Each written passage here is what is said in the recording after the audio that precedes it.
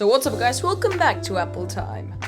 Today we're gonna be doing a comparison between iPad Pro 12.9 inch versus 16 inch MacBook Pro. Now you might think this is a stupid comparison because I'm literally comparing an iPad to the top of the line MacBook Pro. But we will not only look at performance today, we'll also look at things like portability, touchscreen, speaker, display, and everything else. So let's start. So first thing is Touch ID versus Face ID. Although both of them are pretty good actually, they unlock your device very fast, I prefer the Face ID. Especially because iOS 15.4 is coming soon, so Face ID will be available with masks. Now let's see speaker difference between the iPad Pro and the MacBook Pro.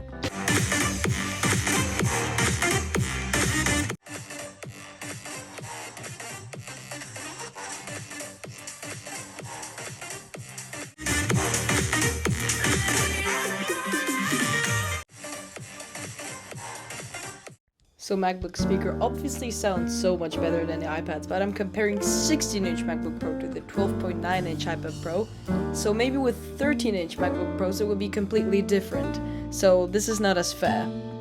I mean, iPad Pro speakers sound really good, but like 16-inch MacBook Pro speakers sound like out of this world. For the keyboard they are basically identical, so there's no difference between that. And now we're gonna check the screens on both the iPad Pro and the 16-inch MacBook Pro. They are both the XDR panels with 1000 nits of brightness with peak brightness of up to 1600 nits.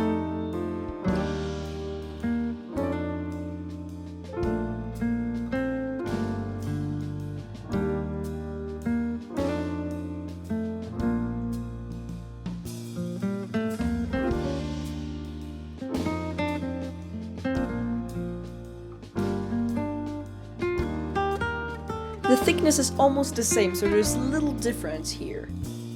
With the MacBook you don't get touchscreen or a touch bar. With an iPad of course you do get touchscreen. You can even draw stuff with a stylus that you can use on iPad Pro. With an iPad Pro you get the M1 chip, which is either 7 or 8 GPU cores. Now do keep in mind, if you would like to buy a MacBook Air or the lower tier MacBook Pro, you would still get the same M1 chip. With the 16-inch or 14-inch MacBook Pro, you will get the M1 Pro chip, which goes up to 16 cores of GPU. Unless you would like to take the M1 Max, which is up to 64 gigs of RAM, 32 cores of GPU, and 400 gigabytes per second of memory bandwidth. So from the beginning, you might have thought that this comparison is pretty stupid, because I'm literally comparing a 16-inch MacBook Pro to an iPad Pro. My conclusion is basically, if you want a lot of performance and you've got to get the 14-inch or 16-inch MacBook Pro because they're made for the intensive hard work. But if you're looking for portability, I would not buy MacBook Air. I would go with the iPad Pro instead. Especially because iPad Pro can be two devices in one. It can be a laptop paired with keyboard, and you can easily take it anywhere with you. So let's say you've wanted an iPad Pro with 1TB of storage and 16 gigs of RAM. You would pay $2,277, including the keyboard and the stylus.